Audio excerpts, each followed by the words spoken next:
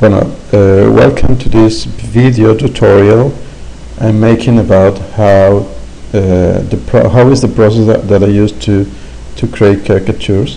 If you've been following me on Steemit, you know that I've been drawing a series of caricatures that it's a kind of homage I want to make to some authors, famous authors that have influenced me in my life, in my style of writing, or even in my way of thinking. In this case, as you can see, I made a caricature of Arthur C. Clarke. This is the picture I used to make the drawing. If you see, you can see here the layers that make up this drawing. I will turn all layers off. I will be turning them on one at a time, from the lowest one to the highest one, so you can see how all the onion layers appear on top of others, making the final production or drawing. Okay, first I will I disable every layer in this drawing. The first layer is the background. Here in the background was a gray, completely gray, plain, flat background.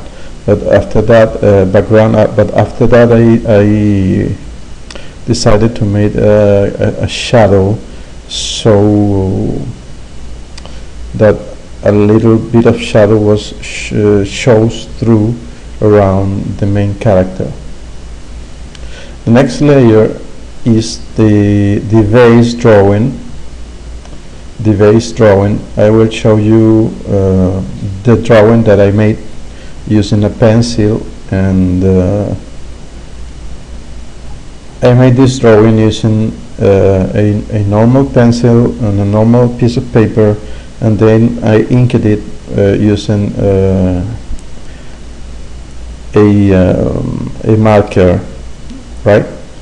So I have very distinctive lines that can be scanned. In this case, I don't have a scanner, so I took a picture with my iPod. Then once the picture is in a digital form, I used the Gimp, which is a open source equivalent to Photoshop. What I did was that I opened the picture in Gimp and I converted it into a 2-bit image that's only absolute black and absolute white. All right. Then that image, if you see it very closely, you can see that it is pixelated. That is important because we want to make a lot of feeling work, and if the picture was anti-aliased, it would be very difficult for us to do our job. So we start by the 1-bit image, which is black and white. Then I change the mode again to RGB in order to be able to put colors to the picture. All right. So the first thing I made was to fill the basic colors of the picture. For doing this, you have to make sure to close every possible place where the color could flood over other areas of the image. For example, here in this place, maybe there was it was enclosed, and if I fill the flesh, the face, with the pink color, the pink color would have flooded into the shirt of the character. So you have, maybe by trial and error, you have to begin to do a basic coloring using this tool here. All right, this tool here, to fill contiguous areas of the image that are close together and that don't have any separation that could make the color to flood the entire way or the entire image or the places of the image that we don't want to be affected by that color. So we first do a basic coloring, all right, which is filling the parts of the image. As you see, I did here with the face and the suit of the person. Okay, the next layer I created was one to change the color. If you see here, you can notice that this layer changes the color of the lower part of the glasses, because this kind of glasses doesn't have a rim all the way, but only on top of it, and the rest is only the glass. So you have it cannot be black, it must be some color that is lighter, right? So that layer only does that. Okay, how do I did that? I choose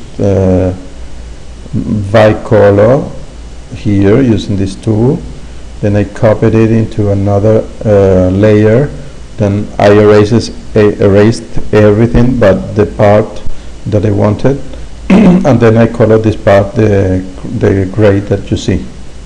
All right, the next image on top of that is the shining or the reflections over the plastic of the lenses. This is one of those glasses, very old glasses, and these glasses are very shiny.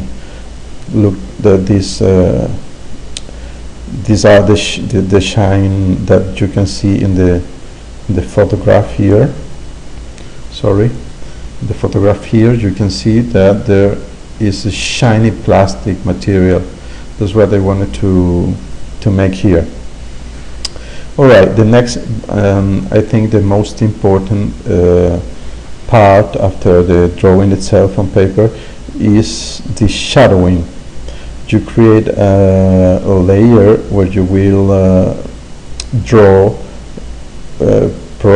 with a dark color, and then that layer you adjust here the opacity of the layer.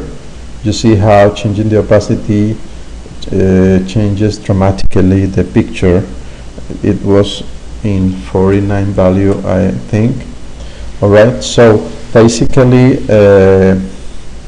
I go to the vase, I select the color, the pink, to make a mask.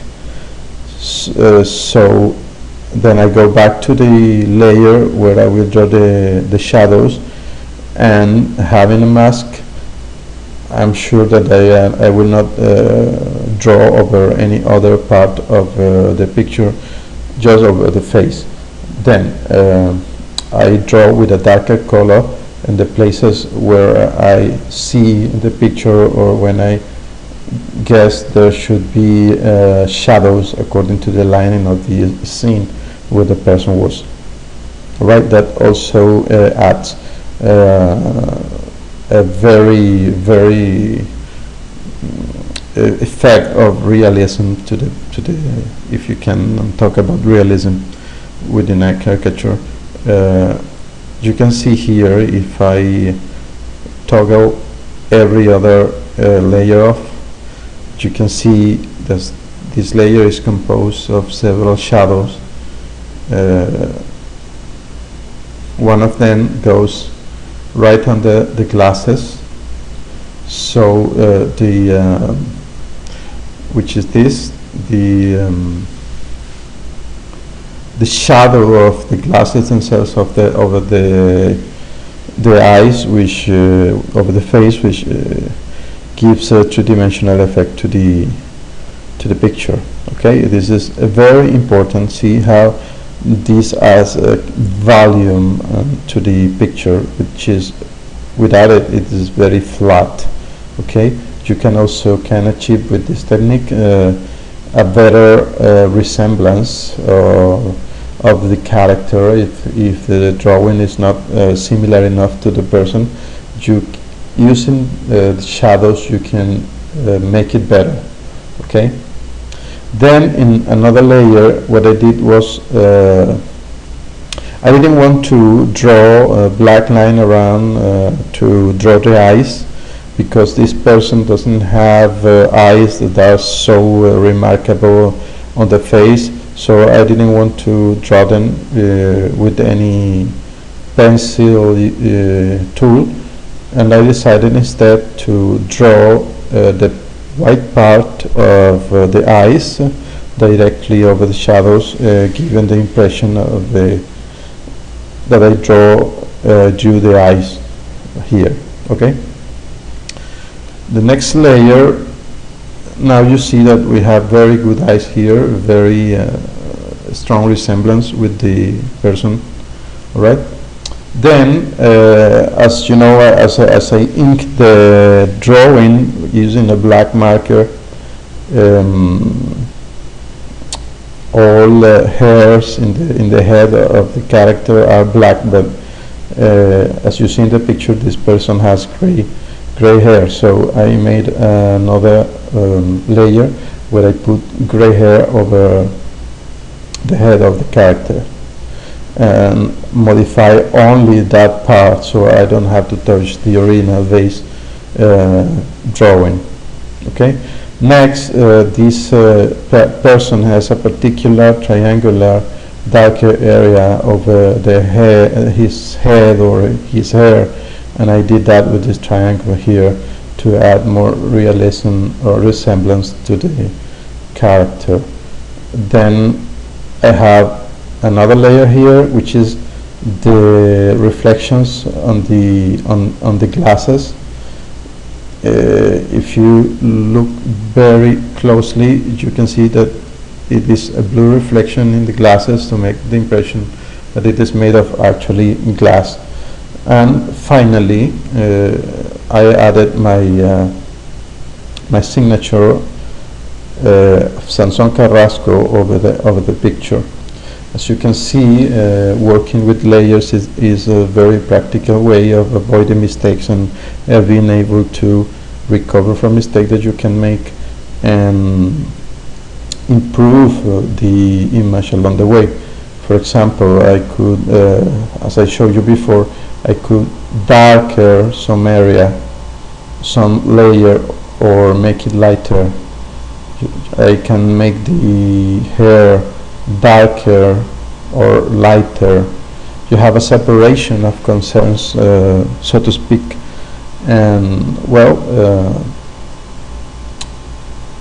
I didn't show you the whole process of how to draw, because that would be out of the scope of this tutorial, but I hope this would help you to have a very good impression of how to work with layers in a program like this, which is very similar to Photoshop.